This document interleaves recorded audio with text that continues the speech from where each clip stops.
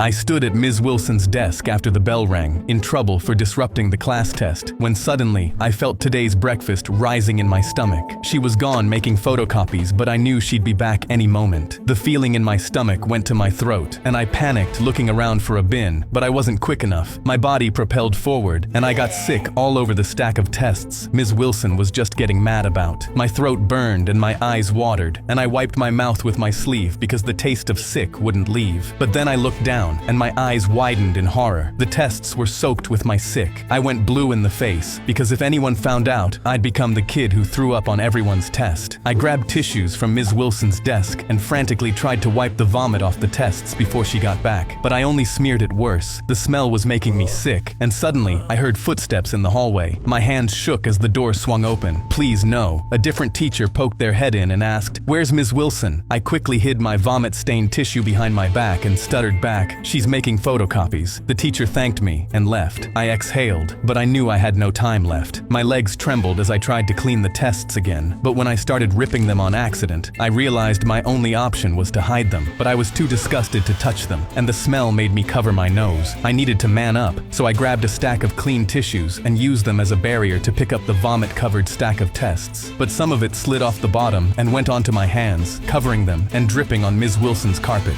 It wouldn't wash out. I recoiled and quickly looked for somewhere to put them to get it out of my hands. I couldn't just put them in the bin for her to see though, but that's when the door handle started turning. Panic surged through me, and I just yanked open her drawer and shoved the tests in. I closed it right as she walked in. She walked to the desk, and my heart was pounding. But then her face changed as she sniffed the air. "What's that smell?" "I don't know," I said immediately, panicking. She shrugged, and while looking at me, placed her photocopies in the drawer I'd put the tests in. My eyes widened, but she looked at me and said, "You're a good kid. Promise me you won't ruin a test again." I gulped and nodded, and that's when she reached her hand out. "Shake on it." I hesitated, and my stomach was in knots because my hand was covered in vomit, but I couldn't say no. I reached out my hand and shook hers, but then her face dropped as our hands squelched. She pulled back and looked at the sick dripping from her fingers. "What is that?" She looked at me in disgust, and that's when she noticed her drawer handle with a smear on it. I was already moving towards the door, the smell still in my nose, when I heard her open the drawer. "What did you do to these tests?" I simply ran out as she got sick in her bin.